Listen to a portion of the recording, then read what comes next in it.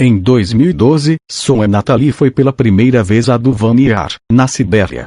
Como pesquisadora que estuda os efeitos do degelo do permafrost em decorrência das mudanças climáticas, ela já tinha visto fotos do local várias vezes. O rápido derretimento dessa camada de gelo na região havia provocado o colapso do solo, um mega desmoronamento, formando uma cratera gigante no meio da tundra siberiana. Mas nada se comparava a ver o fenômeno pessoalmente. Foi incrível, realmente inacreditável, lembra a cientista, enquanto conversa com a BBC no The World Solar Research Center, em Massachusetts, nos Estados Unidos, onde trabalha. Ainda sinto calafrio só de pensar, não conseguia acreditar na magnitude daquilo. Penhascos do tamanho de prédios de vários andares desmoronando.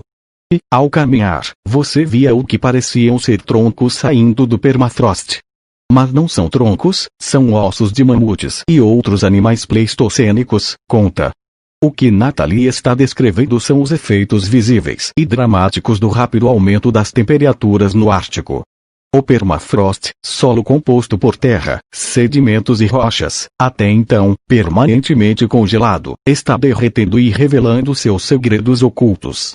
Além de fósseis do Pleistoceno, o degelo está liberando grandes emissões de carbono e metano, mercúrio tóxico, vírus e bactérias causadores de doenças antigas. O permafrost, rico em matéria orgânica, contém cerca de 1.500 bilhões de toneladas de carbono. Isso representa cerca de 2 vezes mais carbono na atmosfera e 3 vezes mais carbono do que o armazenado em todas as florestas do mundo, diz Nathalie. Ela explica que entre 30% e 70% do permafrost pode derreter antes de 2100, dependendo da eficácia das respostas às mudanças climáticas. 70% é se nada mudar, se continuarmos a queimar combustíveis fósseis no ritmo atual, e 30% é se reduzirmos amplamente nossas emissões de combustíveis fósseis, afirma. Na porcentagem quis descongelar, seja 30% ou 70%, micróbios vão começar a decompor a matéria orgânica, liberando Q2 ou metano.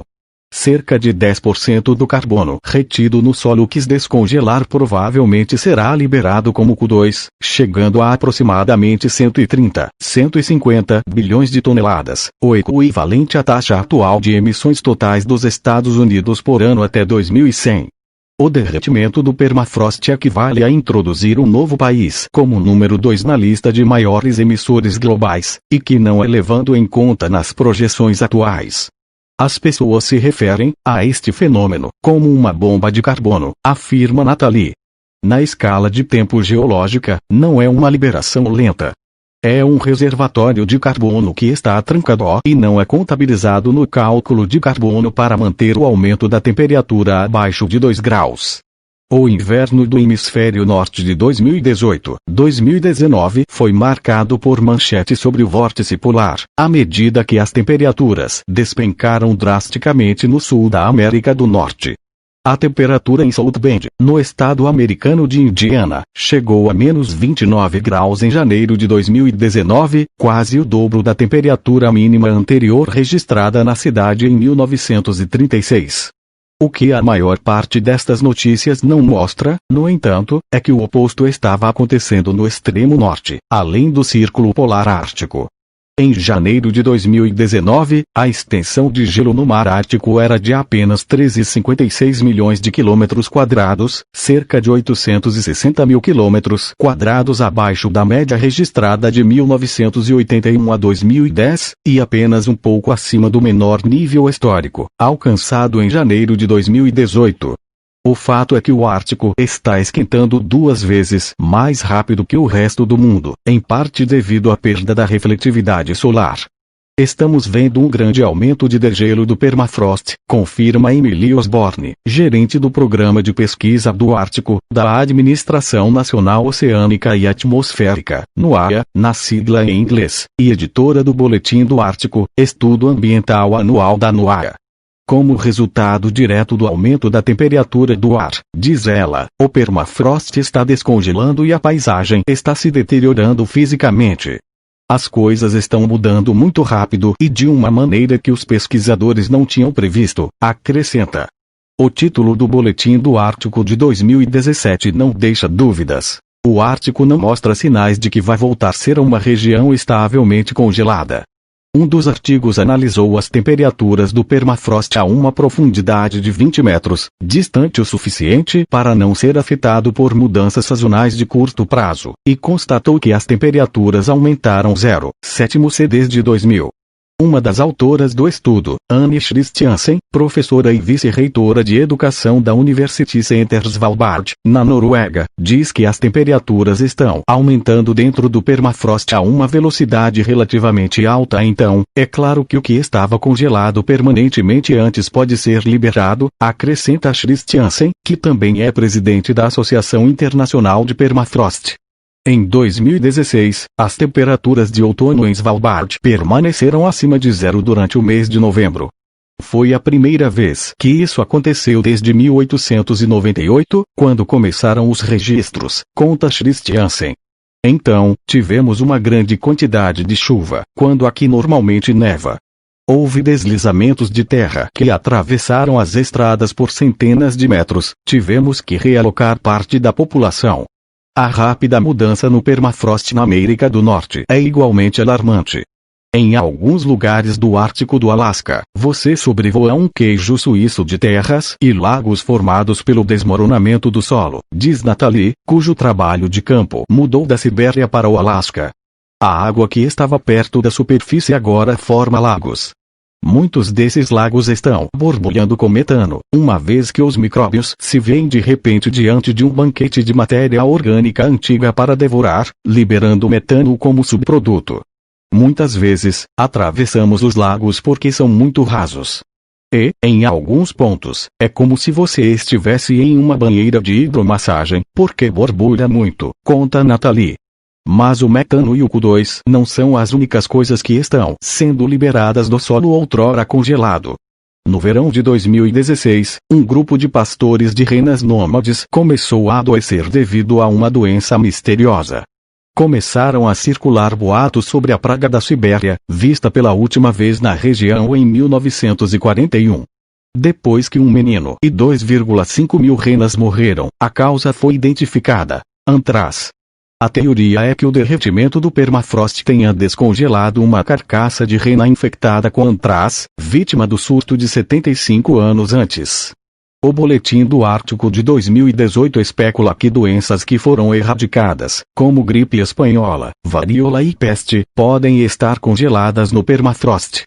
Um estudo francês de 2014 pegou um vírus de 30 mil anos congelado no permafrost e o aqueceu novamente em laboratório.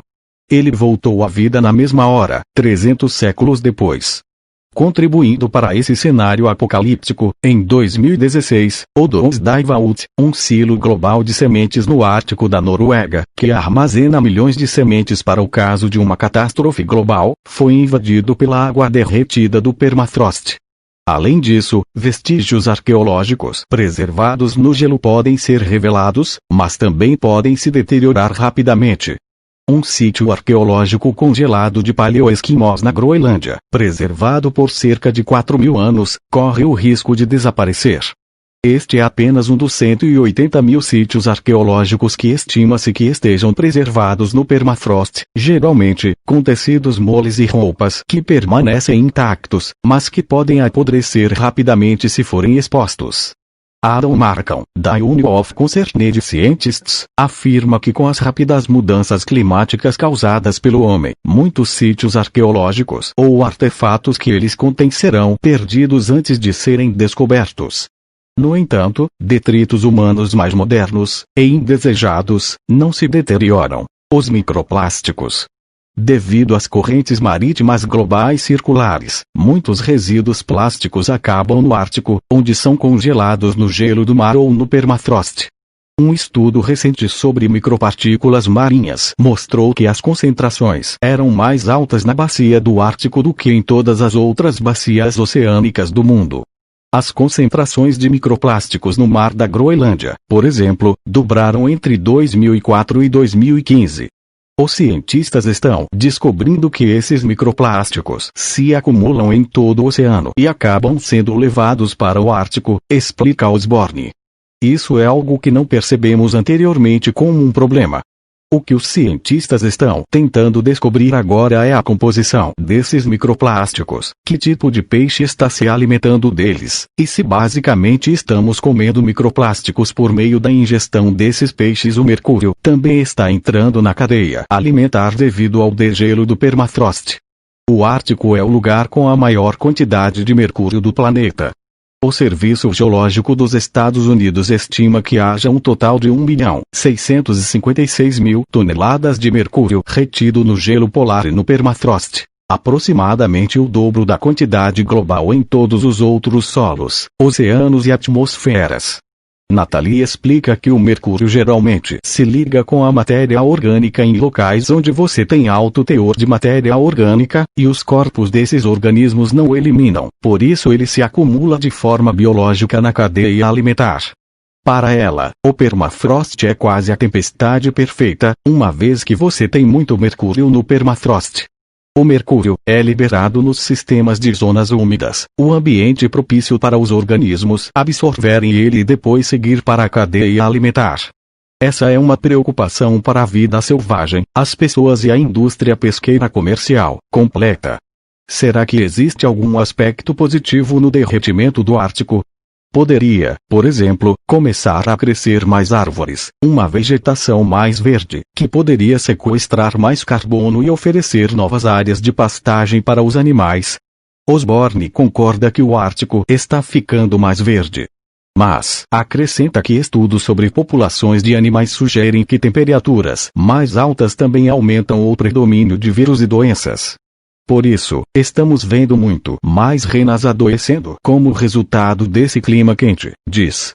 Nathalie lembra, por sua vez, que em muitas áreas a tundra está secando. As temperaturas mais altas fazem a água da superfície evaporar na atmosfera, causando a morte das plantas. Outras áreas estão sofrendo inundações repentinas devido ao desmoronamento do solo. Isso não acontecerá em 2100 ou 2050, está acontecendo agora, afirma Nathalie. Você escuta as pessoas dizerem: costumávamos colher amoras lá, e você olha para lá e vê uma terra alagada. Nathalie não quer terminar a conversa com um tom pessimista. Há muita coisa que podemos fazer, diz ela. O destino do Ártico não é inevitável. As iniciativas tomadas pela comunidade internacional terão um impacto substancial sobre a quantidade de carbono que será liberada e a quantidade de permafrost descongelada.